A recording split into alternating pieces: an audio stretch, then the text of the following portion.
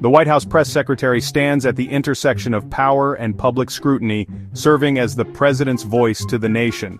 Their job: explain, defend, and clarify the administration's actions, especially when it comes to the president's health, a matter of national security and public trust.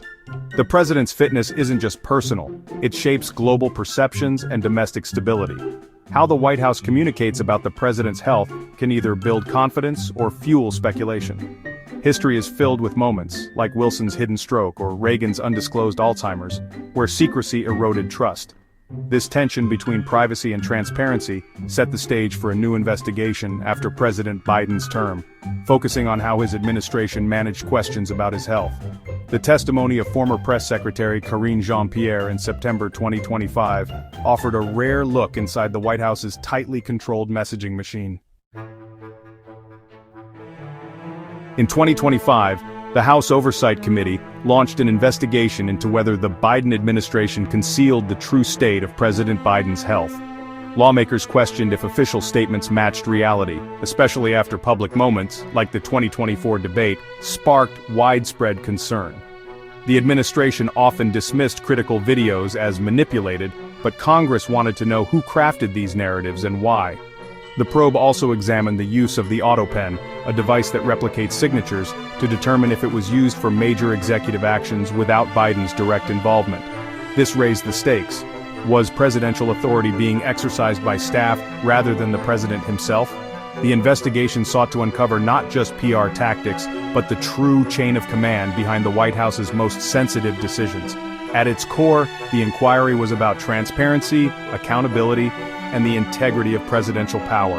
The answers would have implications far beyond one administration. On September 12, 2025, Karine Jean-Pierre testified before Congress, offering insight into the administration's handling of Biden's health. She maintained that she saw no change in Biden's competency, but admitted his public speaking had declined, without knowing why. Jean-Pierre revealed that messaging about the president's health was tightly controlled by a small group of senior aides.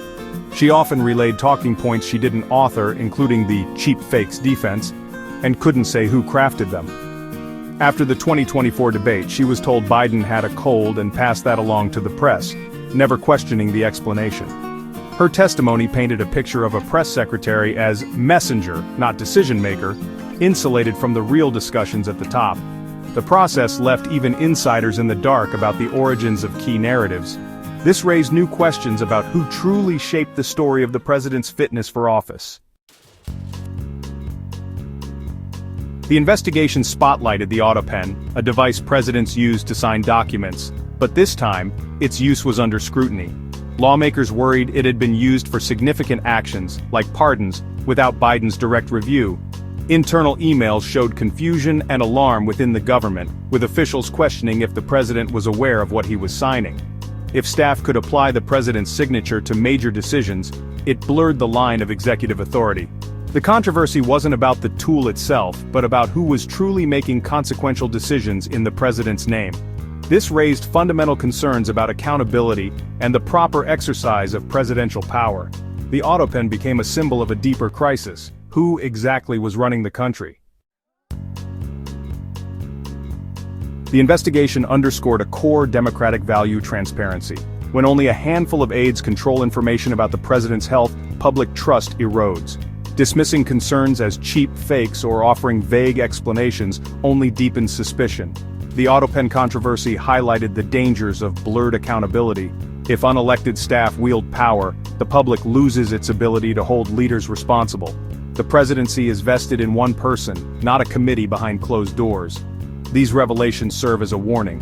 Without openness, speculation and distrust will fill the void. For democracy to thrive, the White House must prioritize honesty over image, ensuring Americans know who is leading them and how. Only then can the bond between the people and their government endure.